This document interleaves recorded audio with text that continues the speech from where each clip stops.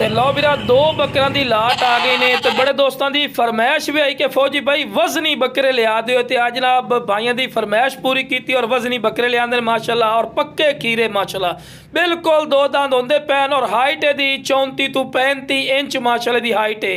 और माशाल्लाह छोटी मोटी हाइट है ਵੀਰਾ बिल्कुल नहीं समझना। और कद काठ कमाल दा इशू और गोश्त दा बरो है माशाल्लाह पटोरा ही नहीं किते भी तुहानू हड्डी नज़र नहीं आ रही। दो बकरे पे तो दोने दे दोने ही माशाल्लाह कमाल दे।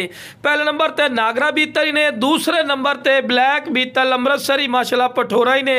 और खूबसूरत चीज़ ने बिरा। और ये जो बकरे हकीकती गल है मंडिया चले जाओ ना मेरा बिरा तो घटो घट 80-80 हज़ार 90-90 हज़ार तो थले गल भी नहीं सुनते जितनी कि महंगाई इंक्रीज हो चुकी है। लेकिन बिरा अपनों रेट नहीं होना बिल्कुल जायज़ और मकूल रेट हो सी। बाकी माशाल्लाह एक्टिव और सेहतमंद हो तुहाडी अखां दे सामने माशाल्लाह कमाल दी चीज़ां पईयां। और इस तो वध हुसन नहीं होंदा माशाल्लाह। ते दूसरे नंबर ते आगे ब्लैक बीतल अमृतसरी माशाल्लाह पटोरा ही ने कन्ना दे ते बड़े दोस्तों दी फरमाइश है ब्यूटी जबरदस्त बिल्कुल पक्का कीरे ने दो दांत हो रही है।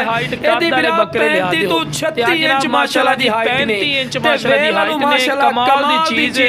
एनु 40 तो 45 किलो माशाल्लाह जिंदा वजन ने हुसन वाली चीज़ है बिरा कोई ऐसा पॉइंट नहीं जेड़ा घट होवे। तुसी ब्रीडिंग वास्ते रखना चाहंदा बकरियां वास्ते ते फिर भी कमाल दी चीज़ ने वजन भी किते बढ़दा है 2025 दी कुर्बानी ते रखना चाहो ते फिर भी माशाल्लाह जबरदस्त है प्लस क्वालिटी चीज़ है। और डबल हड्डी चिकनी गोश्त चलदा पिया माशाल्लाह पटोरे ने मुनासिब कीमत ते ले सकदे ने। लोकेशन वीडियो बना के चेक करवानी पटोरा नाल चारा भी खवा के बिका रहे कि परसों दे सामने ते आके भी ले सकदे हो। सेहतमंद और माशाल्लाह दी सहूलत पाकिस्तान माशाल्लाह मौजूद है।